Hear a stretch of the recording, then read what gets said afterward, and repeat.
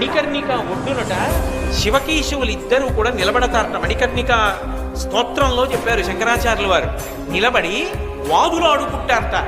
నేను మోక్షం ఇస్తానంటే నేను మోక్షం ఇస్తాను, నా రూపం ఇస్తానంటే నా రూపం ఇస్తానని మణికర్ణిక